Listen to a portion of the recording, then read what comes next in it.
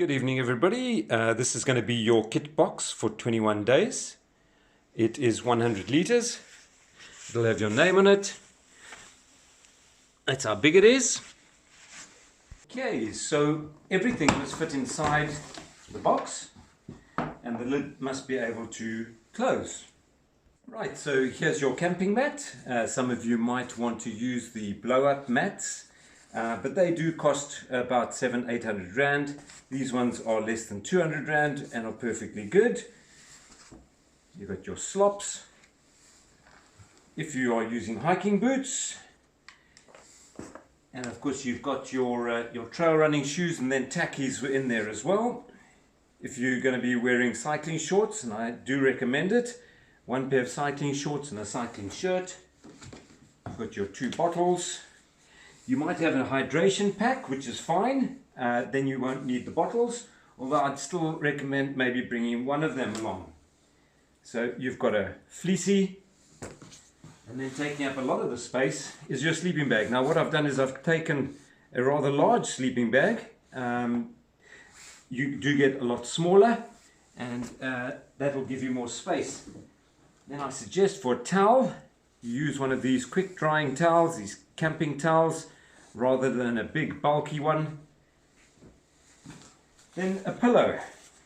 You might want to get a small little camping pillow rather than taking a big pillow. This one you can blow up and it stuffs into a small little sack.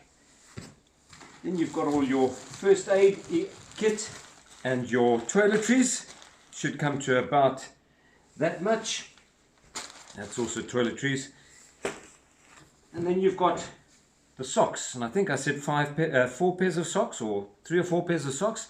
Some hiking socks, which are good, something to cycle in, and the hiking socks. There we go. Now I also put on the kit list that you should have some ladies' stockings, ankle stockings, and they go underneath that, especially for the long hikes, and that will save the backs of your feet from rubbing against the shoes and causing blisters. And what I also suggest is that you put your cooking kit into compartments.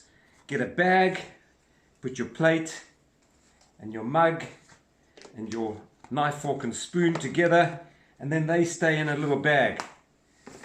You've got your stove, and that must also go into the box. I know you've all brought them to school, or you should have, with 2 spare gas canisters. A beanie is going to be important. A torch will be important. And then you've got some spare batteries.